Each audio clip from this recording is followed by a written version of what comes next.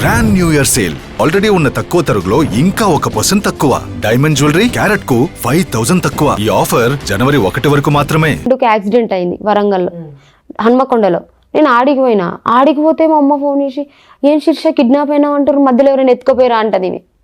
మా తాతతోన్న ఫోన్లు ఏం లేదు మమ్మీ ఇది కాదు ఇట్లా నువ్వు పట్టించుకోకని చెప్పి ఒక 2 days రెస్ట్ తీసుకుంది. అంటే 1 day హన్మకొండ పోయిన 1 day రెస్ట్ తీసుకొని ఇంటర్వ్యూలు ఇవ్వనందుకు ఇట్లా.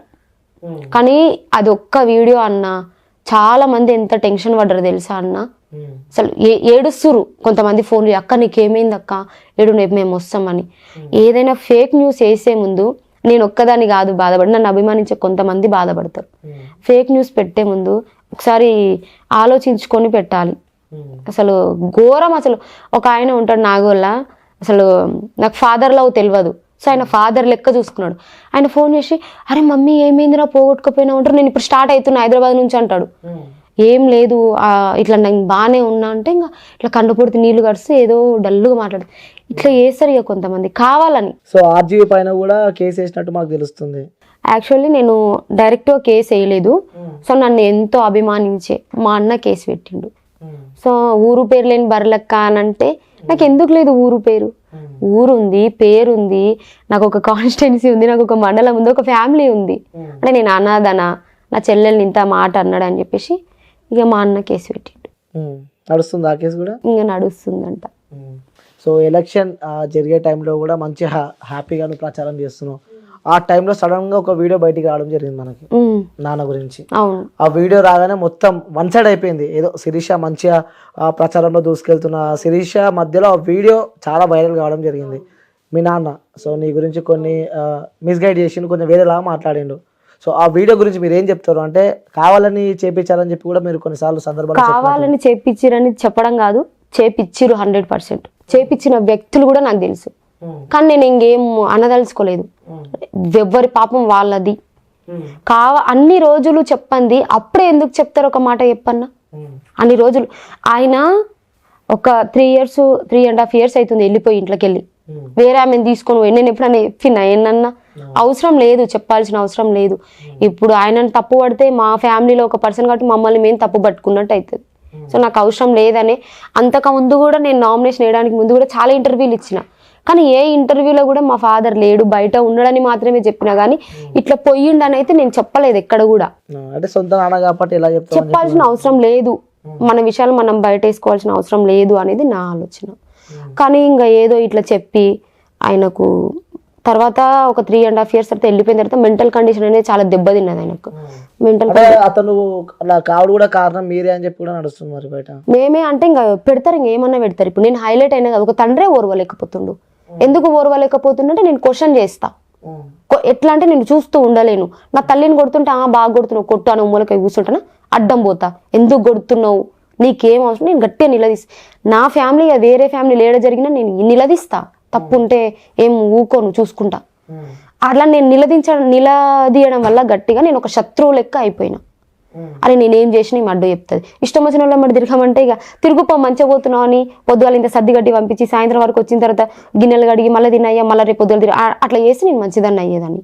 నీకు ఇష్టం వచ్చినట్టు తిరగడం, ఇంట్లో వచ్చిన సంపాదన అంతా వేరే వాళ్ళకి పెట్టడం, ఇష్టం వచ్చినట్టు చేస్తే ఈ ఇంట్లో ఎవరు ఊరుకుంటారు అన్న. ఇప్పుడు అవన్నీ క్వశ్చన్ చేయడం వల్ల నేను ఒక శత్రువు లెక్క కనిపించేసరికి ఇక ఇట్లా అయిపోయింది. ఇంకా దీన్ని ఎట్లనన్నా ఎల్లగొట్టాలి అది ప్లాన్లు వేసిండు, ఎన్నో ప్లాన్లు వేసిండు. నేను నాకు భయమే, దూరం వెళ్తే మా అమ్మని మస్తు కొట్టేది. కంటిన్యూ కొట్టి ఆమెకు బ్యాక్ బోన్ సరిగ్గా లేదు. మీరు స్కానింగ్ కూడా వేసుకోండి కావాలంటే. వెనకాల ఇటుక పిల్ల తీసుకొని కొడితే నేను లేని సిచ్యువేషన్లో క్రాక్ వచ్చింది. 1 month బెడ్ రెస్ట్ తెచ్చి ఇంట్లో పెట్టుకున్నాడు దాన్ని. ఇంకా క్వశ్చన్ చేయరా అన్న, ఎవరైనా చేస్తారు. ఇప్పుడు అంత క్వశ్చన్ చేయకుండా కళ్ళు మూసుకొని అయితే ఎవరు ఉండరు కదా. ఇక సందు అయితే లేదు, ప్రతిసారి ఏ సందు అయినా మమ్మల్ని రెడ్ హ్యాండెడ్గా పట్టుకున్నాడు, పోయాడు, జంప్ అయ్యండి. ఇక డబ్బు గోల్డ్ అన్నిటికన్నీ తీసుకొని మా బతుకు రోడ్ మీదేసి వెళ్ళిపోయిండు.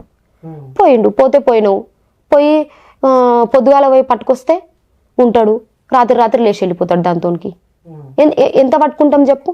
పలానూరులో ఉన్నాడని మాకు ఇన్ఫర్మేషన్ వస్తుంది, రా ఇంటికి రా, మాకు ఒక తోడు కావాలి, ఇంట్లో మొగైన లేని తోడు ఎట్లుంటుంది, రా పోయి ఆటో కిరాయి కట్టుకొని ఇంటికి తోలుకొస్తే మేము అందరం పడినాక రాత్రి లేచిపోతాడు.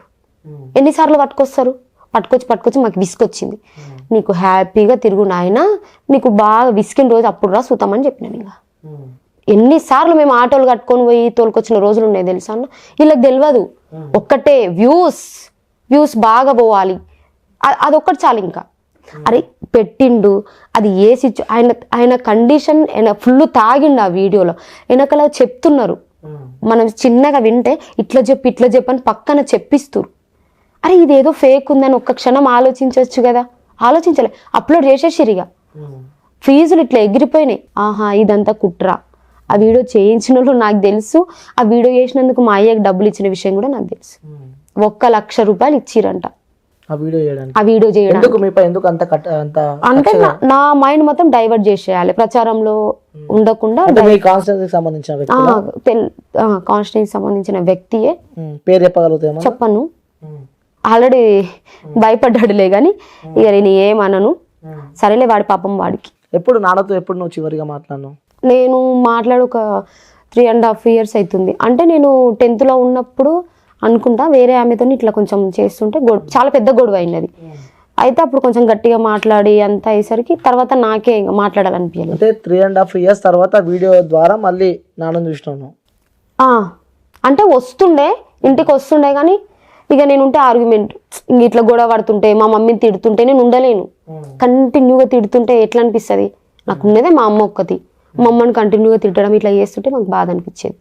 ఇక మా నాన్న ఉంటే అమ్మ నేను ఉంటే మా అమ్మని తిడతాడు, ఇది గొడవ అవుతుందని సైలెంట్ దూరం ఉండేదాన్ని. ఇంకా తర్వాత అయినా కానీ నేను ఈ ప్రచారానికంటే ముందు ఒక 3-4 months కూడా నాకు బాధ అనిపించింది. రోడ్ల మీద బిచ్చం ఎత్తుకొని తిని అడుక్కుంటున్నాను తెలిసి ఇంటికి దొరికొచ్చుకున్నా. నేను చింటూతో వాయిస్ రికార్డింగ్ ఉంది, కావాలంటే మీకు పెట్టిస్తా.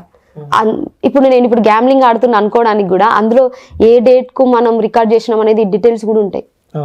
ఏ నెల, ఏ డేట్ కి, ఏ రోజు, ఏ టైం అనేది ఉంటుంది. సో ఫోన్ చేసి శ్రీశైలంలో బిచ్చం అడుక్కుంటుండంట, 7 పట్టుకరా అంటే మెంటల్ మంచిగా లేదంట. అప్పుడు మనం మంచిగా ఉన్నప్పుడే కొట్టిండ్రు మా తమ్ముడు.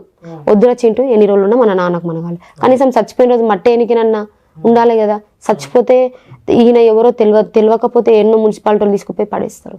వద్దు, మన నాన్న మనకు ఉండాలని తీసుకొచ్చి ఇంట్లో పెట్టుకుంటే 1 month రెస్ట్, కంటిన్యూగా నాన్ వెజ్, చికెన్, మటన్ పెట్టి ఒక మంచిగా దిట్టగా అయిన తర్వాత మళ్ళీ తన్నిండు పోయిండు, మళ్ళీ పోయిండు, మళ్ళీ గల్లలో ఉన్న పైసలు తీసిండు, గిరాకీ పైసలు తీసుకొని వెళ్ళిపోయిండు. ఇంకా అంటే తమ్ముళ్ళ కోసం ఏదైనా పెట్టుకుంటారు అంటూ, తమ్ముళ్ళ కోసం ఏదైనా పెట్టుకుంటారు.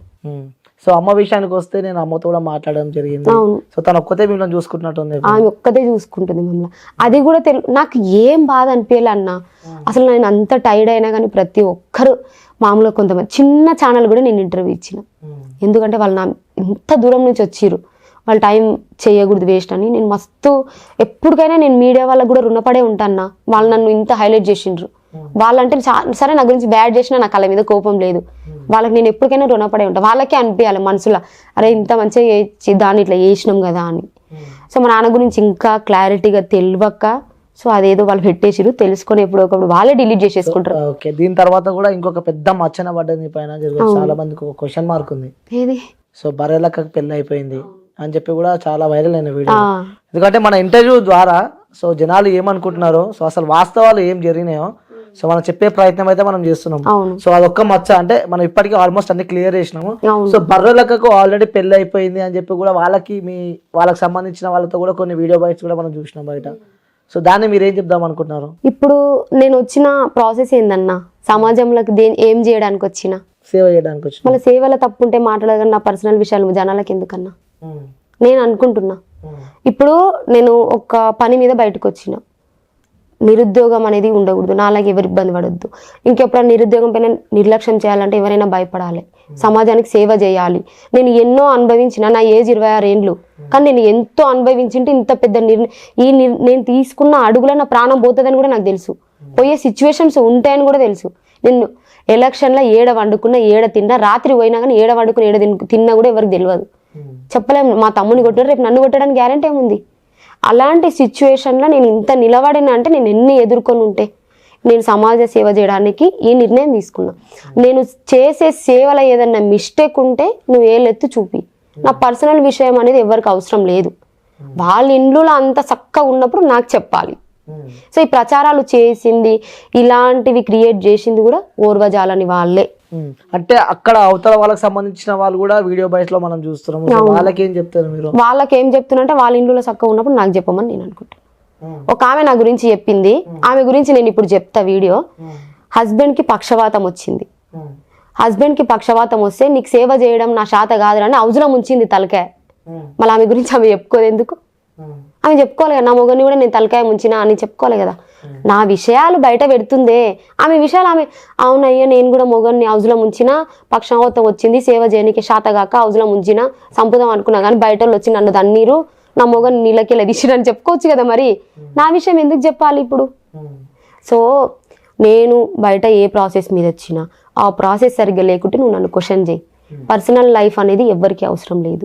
ఓకే, సో నెక్స్ట్ ఎంపీగా పోటీ చేయబోతుంది నాగర్ కర్నూలు నుంచి బర్రెలక్క అని చెప్తున్నారు. మరి చేస్తున్నా అదే కదన్నా, అందుకే కంటిన్యూగా ఇప్పుడు నాకు అంత అనుభవం లేదు అనేసి ఎమ్మెల్యే ఎలక్షన్స్ అప్పుడు చాలా మంది నన్ను అన్నారు నీకు అనుభవం లేదు అని.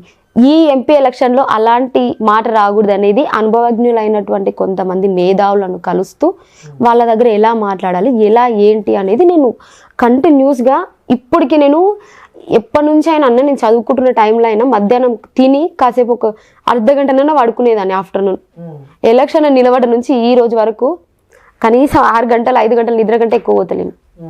పొద్దుగాల లేస్తే రాత్రి ఇంటికి పోయే వరకు 9 అవుతుంది. అంటే కలుస్తూనే ఉన్నా కంటిన్యూగా. నాకు ప్రచారంలో సపోర్ట్ చేసిన వాళ్ళని కానీ వాళ్ళని కలవడం, వాళ్ళకు నేను చెప్పడం, థ్యాంక్స్ చెప్పుకోవాలి కదా. ఆ రోజు టైం లేకున్నది. ఆ రోజు చాలా మంది కొంతమంది నా ఫేస్ చూడకుండా వెళ్ళిపోయిన వాళ్ళు కూడా ఉంటారు. ఎందుకంటే నేను ఏ ఊర్లో ప్రచారం చేస్తున్నా వాళ్ళకు రూట్ మ్యాప్ తెలియక చాలా మంది ఇంటి వరకు వచ్చి వెళ్ళిపోయిన వాళ్ళు కూడా ఉన్నారు. సో వాళ్ళందరికీ నేను వీడియోల రూపంలో ప్రతిసారి థ్యాంక్స్ చెప్తున్నా, ఇప్పుడు కూడా చెప్తున్నా. వాళ్ళకి నేను ఎప్పటికైనా రుణపడి ఉంటా. ఇంకా ఏంటి అంటే కొంతమంది అన్న నేను నెంబర్ ఇచ్చిన నాకు హెల్ప్ చేయండి అని నెంబర్ ఇచ్చిన ఆ నెంబర్ మిస్యూజ్ చేస్తున్నారు. కొన్ని వీడియోల ఇన్స్టాలో కొన్ని ఫేక్ అకౌంట్స్ క్రియేట్ చేసి నాకు బాయ్ ఫ్రెండ్ లేడు, మీకు బాయ్ ఫ్రెండ్గా ఉండాలనుకుంటే ఈ నెంబర్ కాల్ చేయండి అని నా నెంబర్ పెడుతున్నారు. సో ఇలాంటి ఫేక్ ప్రచారాలు చేసే వాళ్ళు కూడా ఇలాంటివి చేయకూడదు. నేను చెప్తున్నా, నా నెంబర్ అంతా పోయింది. సో ఏది వాట్సాప్లో కూడా గలీజ్ మెసేజ్లు, గలీజ్ ఫొటోస్, వీడియోస్ ఏమేమో షేర్ చేస్తున్నారు. సో వాట్సాప్ మెసేజ్ చూడడం కూడా బంద్ చేసిన. సో ఒక అమ్మాయిని నేను మెయిన్ అసలు నేను ఎంత పెద్ద స్థాయికి ఎదిగినా అమ్మాయిని అయితే అమ్మాయినే కదా. సో ఒక అమ్మాయిని అయినప్పుడు ఏ థంబ్నెయిల్స్ పెట్టాలి, కొంతమంది సూపర్ అన్న నాకు చాలా